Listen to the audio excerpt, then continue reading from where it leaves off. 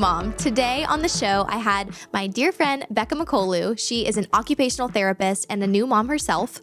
We talked a lot about tongue ties, and we also talked about the importance of having a buddy in pregnancy. We were really blessed to get to be pregnant with our boys at the same time. There's a cool God story in there. I think you're going to love Becca. I really hope you guys enjoy the conversation. Becca, welcome to my podcast. Thank you Welcome so much. to New Mom. So you are wife, mother, OT by the sea. Is that is that the official name of your OT by the sea? I think it's the cutest name ever. I love it. I remember you followed me on Instagram and I didn't realize it was you for like 6 months and you kept I'm not on DMing there. me. Yes. And I kept incognito. like getting DMs and reels and stuff from it. And I was like, who is this? And then I finally connected with you. I was like, oh my gosh, I'm the worst friend. Hi, I'm gonna follow you back now. Thank you. Goodness. Well, welcome. Thanks so So Felix and Archie are basically the same age, which is amazing. We're boy moms together. Boy moms. Yes, which is amazing. Felix is 4.5 months. Okay. They're basically exactly 4 weeks apart. We were just talking about this. Yep. And we also, right before we hit record, the boys were here in the studio.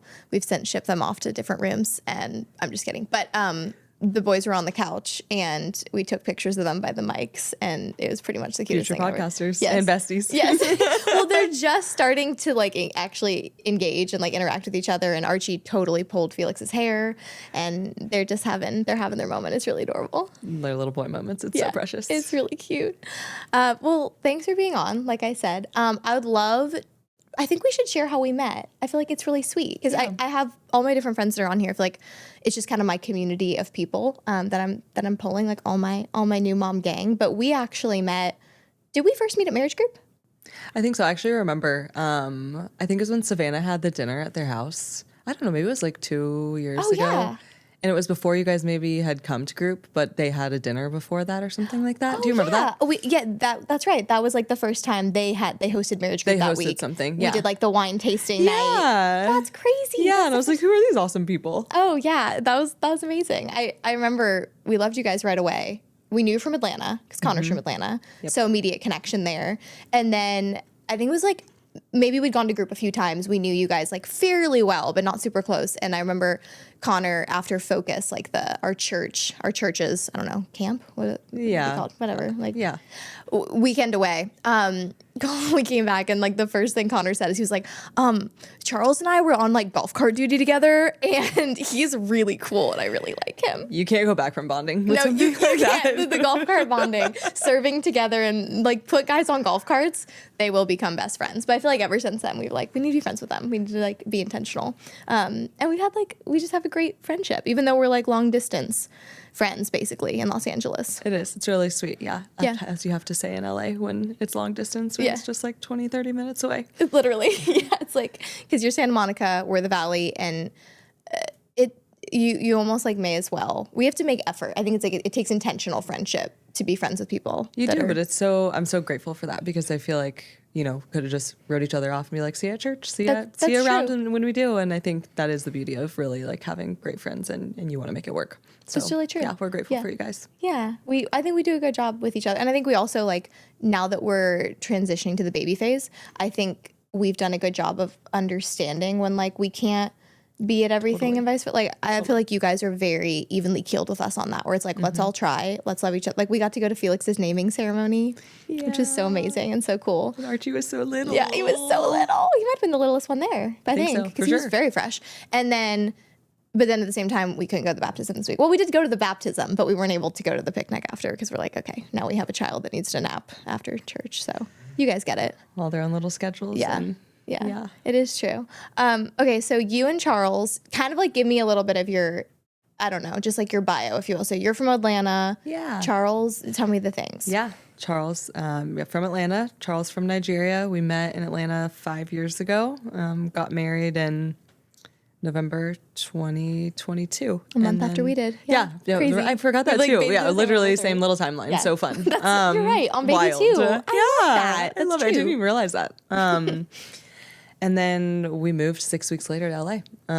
Didn't know anyone, moved for Charles's job. And it's a really sweet reminder because I feel like God is constantly reminding us that we moved here for something greater than just his career. And we've seen that. We've seen that in our community. We've seen that in me getting to build a business here for occupational therapy and building community, and it's just been really sweet. So yeah, we have been here for 3 years. We've loved it. And then we had Felix in June. Our whole life changed. Yeah. So Yes, it did. yeah. Oh my gosh, it's so true. Okay, so Charles being from Nigeria, I don't even know if I've asked you this yet, but I'm actually very curious. Yeah. Culturally, the two of you coming from very different backgrounds, how has it been with him? Like, do you find that your parenting styles are different because of that at all? Like, has there been any moment of like, oh, that's not how I did it? Or is it like, That's a really good question. Yeah. Yeah.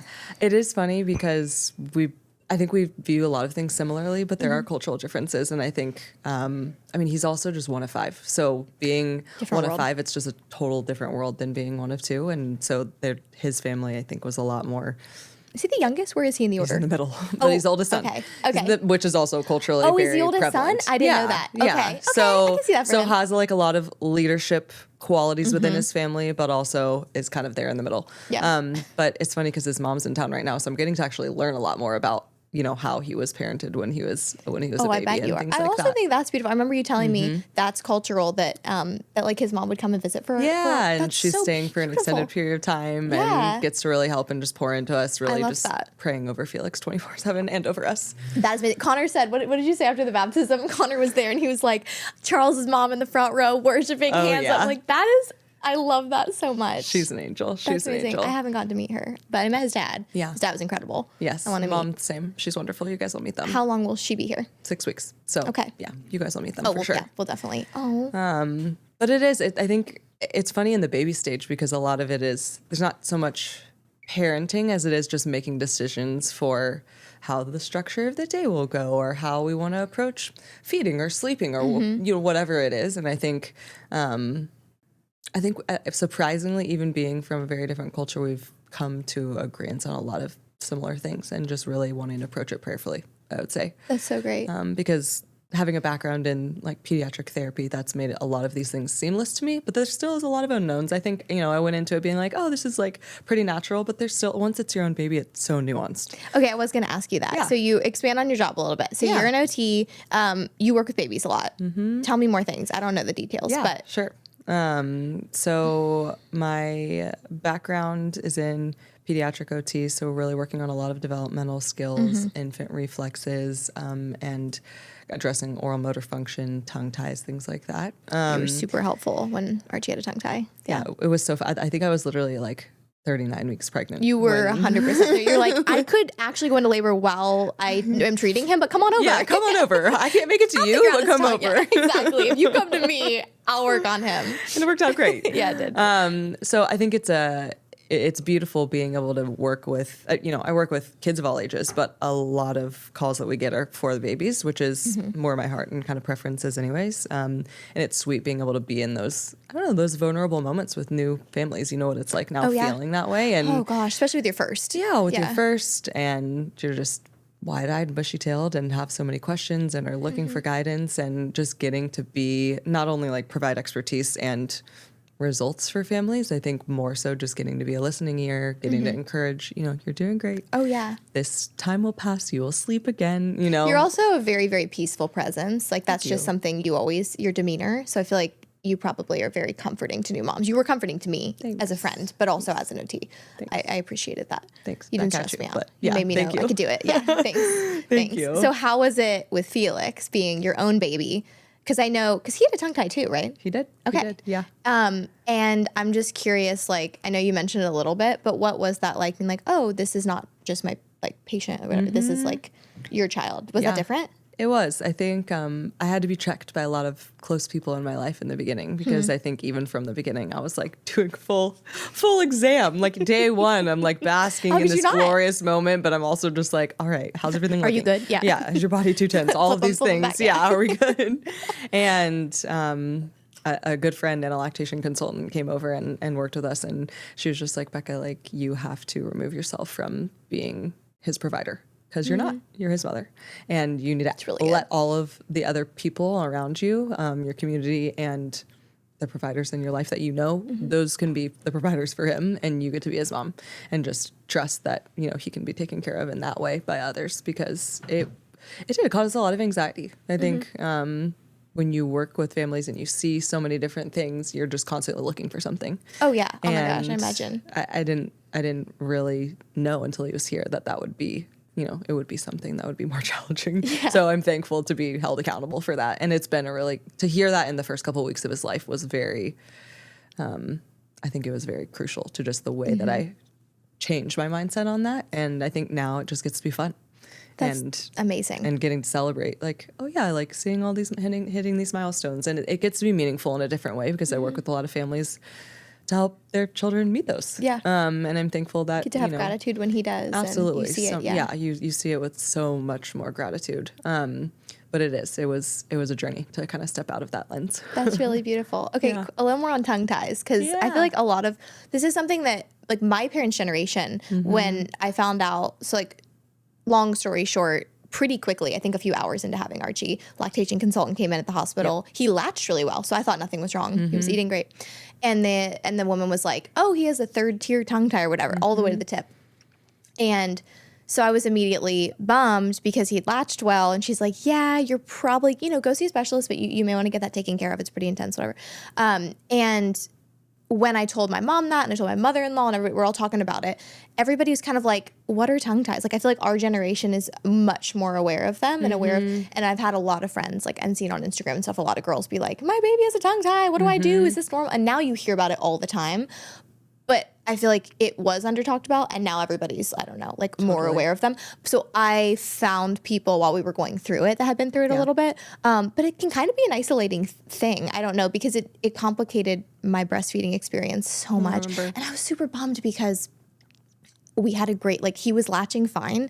And if it wasn't, because sometimes tongue ties, correct me if I'm wrong, I'm super not an expert, but you don't have to, yeah, I'm really not an expert, but you don't have to necessarily get them taken care of if they're not as severe or if it's not affecting the feeding and stuff. But when we went to the tongue tie specialist, she kind of said, his will be so severe, he will have speech issues, he will have issues eating solids.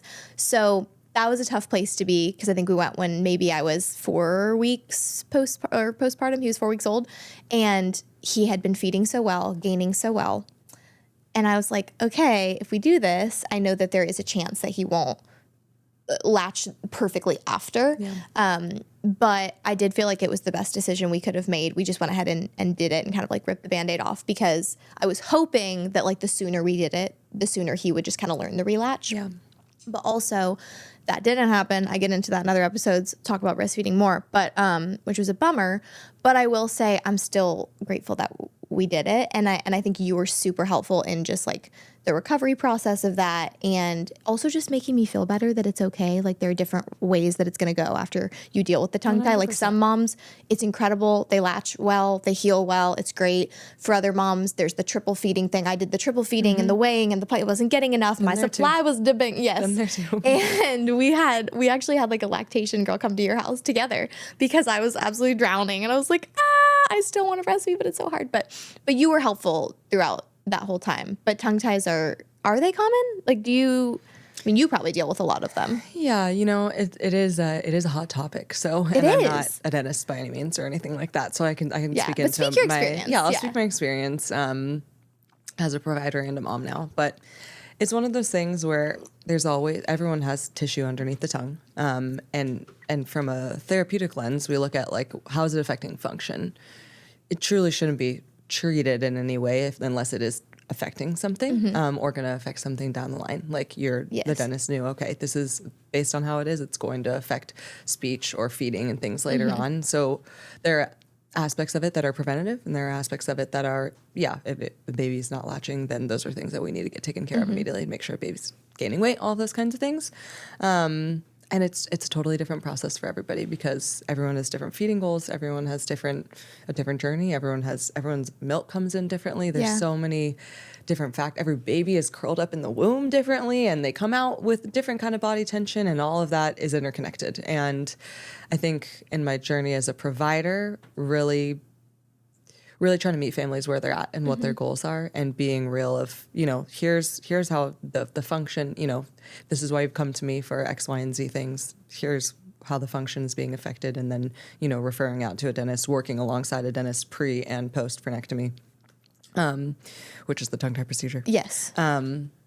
I think it's just, it looks different for everybody. How did it look for Felix? Because you did get a frenectomy, right? Yep. Okay. Yep. So we did the tongue and the lip with a really awesome dentist, and my journey was interesting. I think there's so many variables, and I think that is why it can be challenging and a little nuanced for everybody to kind of understand. And there's a New York Times article that came out that spoke pretty negatively against it because it is, it can instill fear, just the concept of it. Yes. Around it. But for Felix, we did it at a little over a month, maybe 7 weeks. It's so funny how you forget. Oh, totally forget. It's like your entire world. You're like, everything's a tongue tie. And then you're like, wait, when did we even do that? Forgetting. And at that point, like my milk was kind of leveling out a little bit, and he was starting to have a harder time. He was getting more frustrated feeding. And that's kind of when I noticed. Because in the beginning, for me, the milk was flowing great, just kind of pouring into his mouth. Yeah. And then when that transition kind of happens and that supply settles, that's kind of when you start to see, for us, that was our experience at least, got to see a little bit more of, okay, maybe there are some deficits here that are affecting him being able to feed. So we did it. And, the recovery process is, I'm thankful to have been on the provider side so that it felt a little more objective and not as like heart-wrenching for me because I know the goal and how it looks on the other side. Yes, with the wound care. Oh, the wound care. It's devastating. I know. I put Connor in charge of wound care. I just went in the other room and hid while he. Unless you're in the space having the dads do it, I think it's a lot better. I think it's a good move. That's what our doctor recommended. Yeah, it's a great move. The dentist was like, have dad do it. But yeah, and I think from there on out, it's still, feeding is still a journey, and I think that's why it's so personal to every single person. But for us, I have a tongue tie myself, didn't understand and learn until I was an adult. And I have a lot of those chronic experiences of like migraines and head and neck pain. And is a lot of it tension based? Tension based, yeah. Okay. So it's based on a piece of fascia, the connective tissue that connects all the way from the top of your body all the way through your pelvis. And when that is tighter, it's tighter in some people for whatever reason, whether from birth trauma or how a baby is positioned in the womb, just that piece of tissue is what kind of determines the tension throughout the body. Okay. And that is part of the that connective tissue as well. Gotcha. That can be affected. Okay. So thank you for your expertise. I really want to talk about tongue ties because I just feel like all my friends, everybody goes through it. I just had a friend very recently who had a daughter, and she was like, okay, there's a tongue tie, but we don't know if we're going to do anything. And then she did decide to do it. And it's just like everybody's journey is different. Like you said, it's like, what can I expect after that? And it's just everybody has a different feeding experience. But you had like a positive feeding experience. I feel like you guys are doing great. Yeah, we are. You're still breastfeeding. Yeah. Still breastfeeding, pumping a little bit. But I do want to say one more thing on that topic because for anyone listening, I think it is something that can be so stressful, I guess, at the beginning to just make all these decisions. And like you said, overwhelming. Yeah, it can be overwhelming. I just want to whoever's listening to encourage you that, it's a decision that it's really not it's going to have positive impact either way. And it doesn't have to be something that's so stressful as so it's intense. made out, and so intense as it's made out to be. Because I think there's a lot of fear around it and a lot of confusing words and topics and, opinions on it. And I think that really does put a lot of fear into a new mom who's, just like not sleeping and just confused. And I was crumbling in the tongue tie. Thank you for saying that. I feel like that's very encouraging. It's encouraging to me. I think it'll be encouraging to other moms too. Yeah, from a therapy standpoint, if it is, don't go when your baby's born. Don't do what I did. Go looking under your baby's tongue and doing all these things. If there's not 2 minutes in, oh crap! If there's not, excuse me.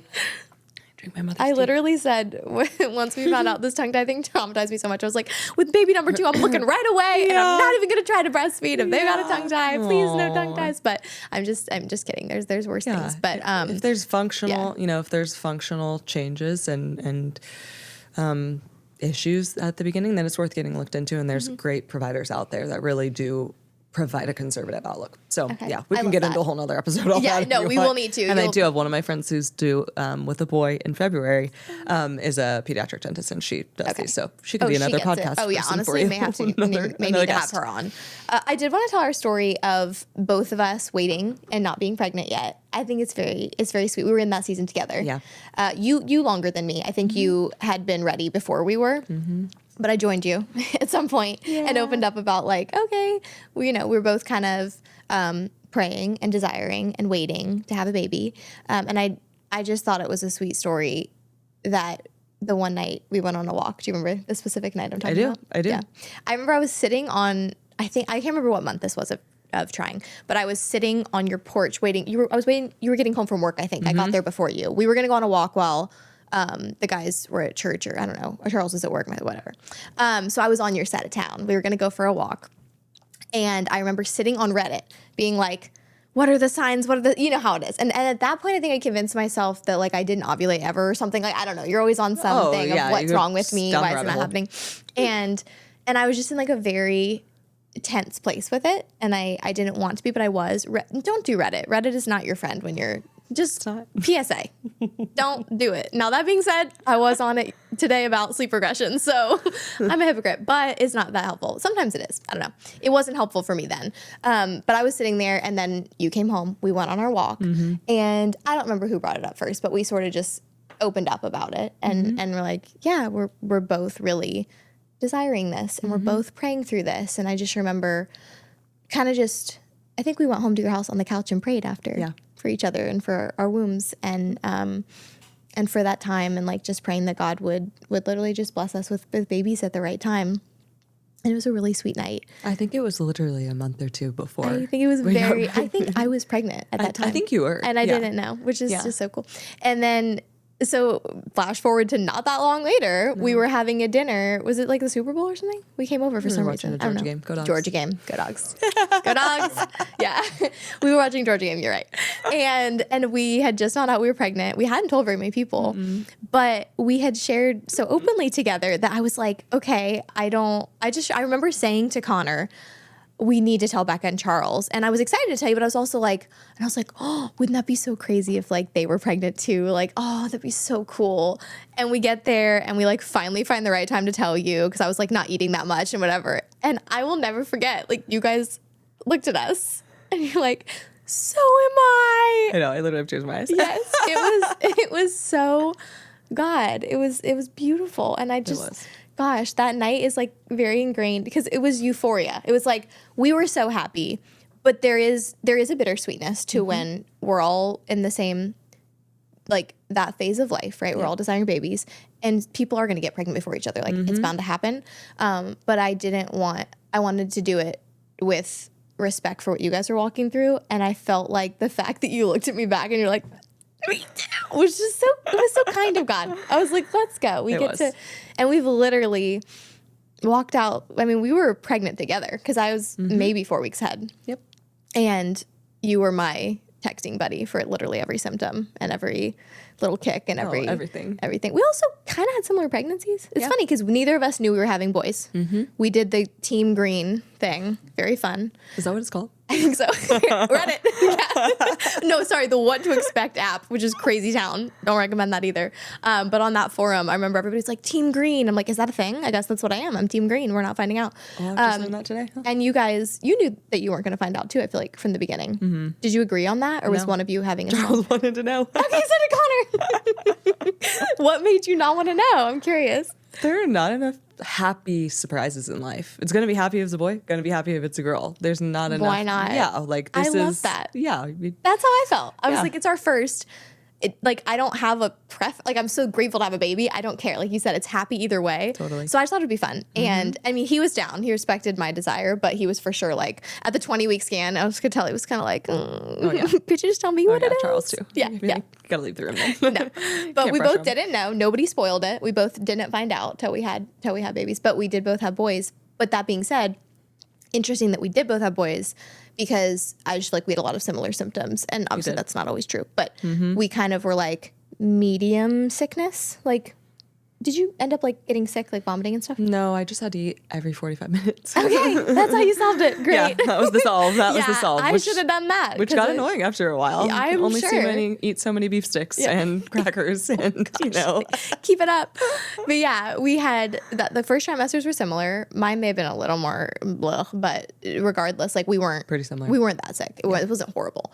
And then second trimester, I feel like Becca thrived, you thrived, literally up until the day he popped out. Like I was crumbling a little bit at the end. The waddle was real and I was like, sinking a little bit. But I feel like you had a pretty great pregnancy, I think. I did. I mean, I think maybe I was just in denial because I was like, well, if he's, it's first baby, he's going to go 2 weeks late, from the expected date. But that's the I think mindset I to just have. I think I walked 15,000 steps and did yoga and lifted and baked a loaf of bread that like less than 24 hours before he was born. You did. But I was just because I was like, oh yeah, I'm kind of feeling weird, not great, having some contractions, but like he could come next week or the baby could come next week, I love that. No, I literally was like, Becca is inching because we were in the trenches of newborn when and I remember you came over to meet Archie and you were, you had to have been like 39 weeks. Yeah. And you would not have known it. I was like, this girl's just like sitting on the yoga ball talking to me, rolling all around. Like you had second trimester energy kind of throughout. So I guess that was the difference. Yeah. Felt blessed for that. Yeah. I did for a while, but I would say once I hit, it was the lightning crotch for me. I'm sorry to use that term. There's no cute term. Anyone listening to this is like, yep, I get it though. Yeah, it was the lightning crotch for me. This is the right audience. So it literally hit at I think 28 or 29 weeks. So basically third trimester. And it just didn't go away. It would go away for a few days, but that was my biggest. He just dropped so low so fast. And I think he just sat on a nerve or something. Yeah, I don't know. But it was pretty intense. And it was just like anybody who's had lightning crotch knows the experience. It's like walk. I feel fine. Ah! And then you just like absolutely can't move. Yeah. It's shocking. I had a little bit of it. The weirdest, most shocking symptom I had, I was talking to somebody about this yesterday, was my feet. I think because the relaxin, the hormone that just kind of gets everything ready towards the end, the first step out of bed every morning, it felt like I literally would drop to the ground. Like it felt like my Did you my feel arches like your didn't ankle? collapse, but it felt like my arch. Oh, literally your just arch. felt like the tendons in my feet, like everything was giving out. Every first step to get up in the morning for like the last 3 weeks. You're like, I was felt just like shocking. a grandma. Mine was, I think mine was my joints. Like mine was the ankles. Yeah. First step out of bed, I was like, ugh. Like, do you remember? Connor might actually remember hearing me like physically. Like it was a loud thing to get out of bed. There was some sounds. It was Grandmaville for the last. I was like, oh my gosh, I feel ridiculous. But overall, we had pretty good pregnancies, and I was so grateful to have you. We also, I think, did a really good job of. Everybody find a pregnancy buddy if you can. I felt like we encouraged each other in both ways. Like we both like fitness. We like to stay healthy, like to stay fit, stay active. And I think you were really helpful for me you would text me when you did, maybe you'd be like, I hit the gym, like whatever, like felt pretty good. How are you feeling? And you encouraged me to do it, but and vice versa probably. But at the same time, if it was like, hey, I haven't been feeling it, we were really good at being like, hey, that's okay. Like we're doing a great job. You know what I mean? Yeah. Yeah.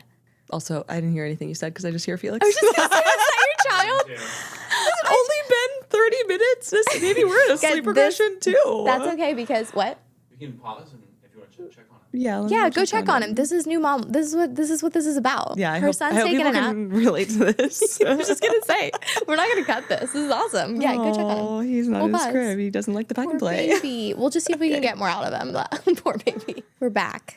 We're back. Quick hiatus.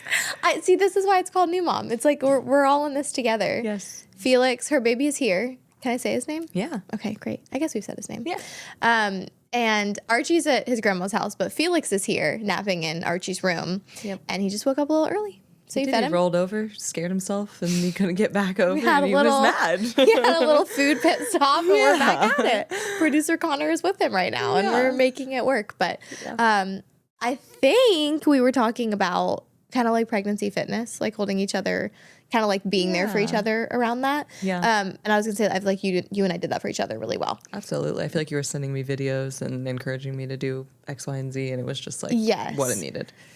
I feel the same way, and at the same time, I also feel like we were good friends on like being realistic. Where it's 100%. like sometimes we just like we were just talking this morning about being new moms now.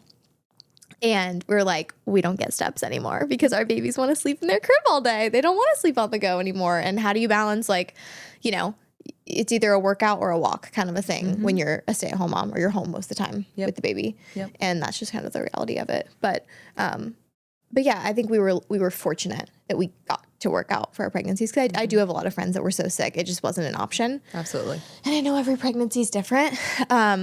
So who knows what next time will bring. But we were both able to do that. And I felt like I felt like it really helped my mental health in pregnancy to stay active. Yeah. Yeah. Me too.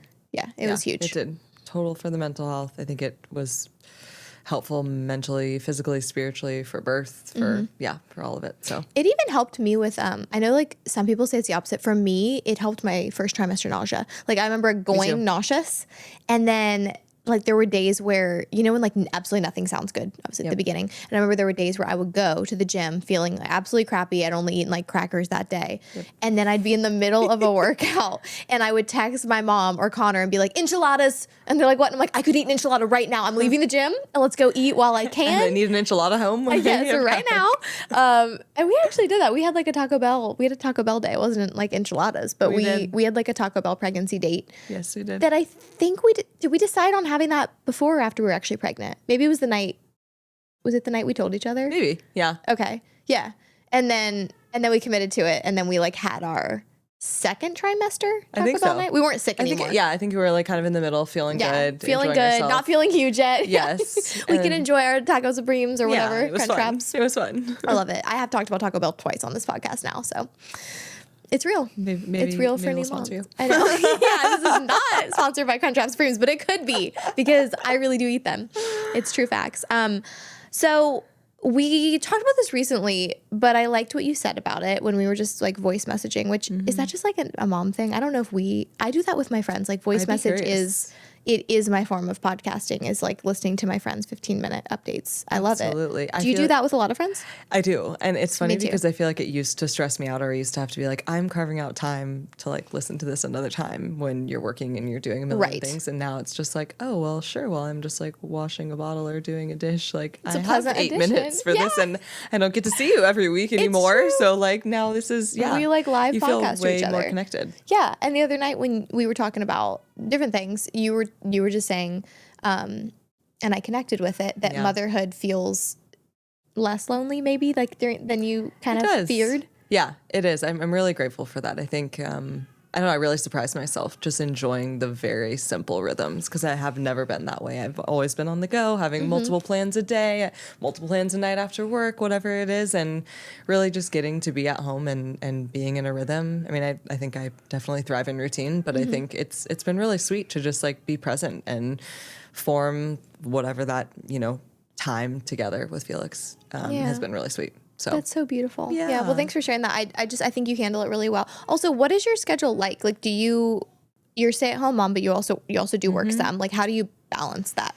We haven't talked about this. I don't know. Learning. Yeah, it is. I'm grateful to run my own practice and have other OTs that work for me, but it just means your brain's kind of always on. So I think it might be like during a nap, but yeah, I'm not taking a nap anymore. I'm taking inquiry calls or doing some admin work on the computer. I go see a client in the morning while Charles can help out or whatnot. I'm grateful for the flexibility, but it is, your brain's kind of always on. So it's different every day, but other than that, the regular rhythm, we'll wake up, he'll eat, and we'll go play on the play mat. And I think, Carrie, you're actually the one that inspired me.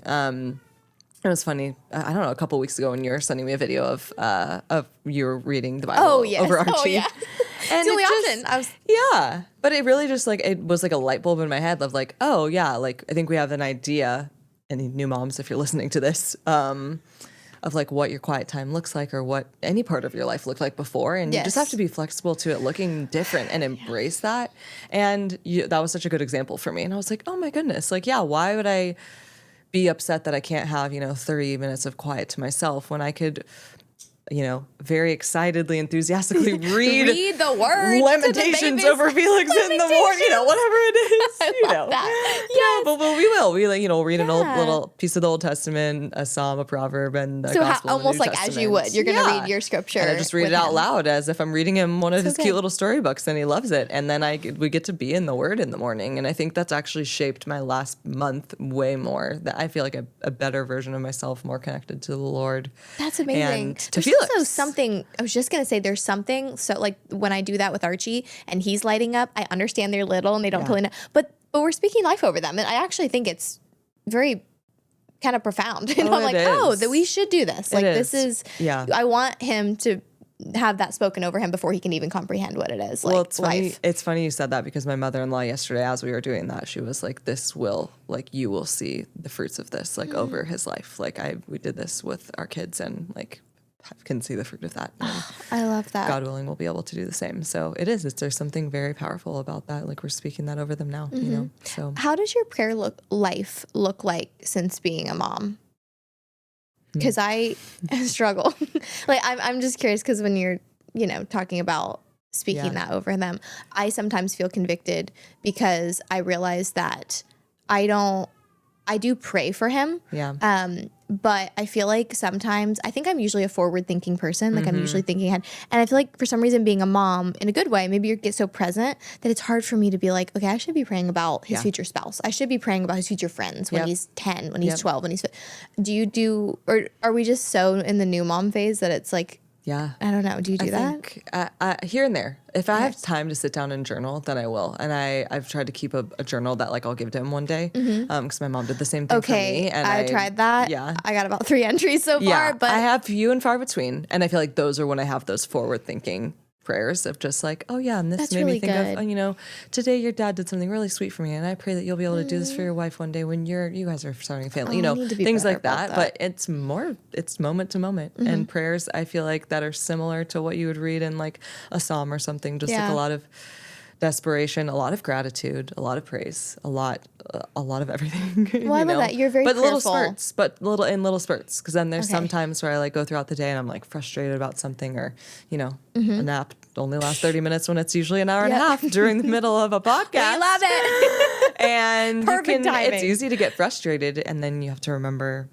Number one, they're a baby. Yeah, Number I know. two, They don't know we're doing a podcast. Number two, they just have to be flexible. And I think in those moments, I feel like it like you just quickly oriented back to like, oh, this is like what it's all about. And this is how God wants to meet us in these moments. That's so good. I think you do a really good job of that. I feel like every time I see you, just in general, since you've become a mom, there's a peace over you. Yeah. And I feel like you're really in your element. Thanks. And you inspire me a lot in the way that I feel like you do a really great job of just taking things moment by moment, being like, this is where we're at right now. This is what's happening. Well, we're in this phase. We're in that. It's definitely not perfect, but we're doing it.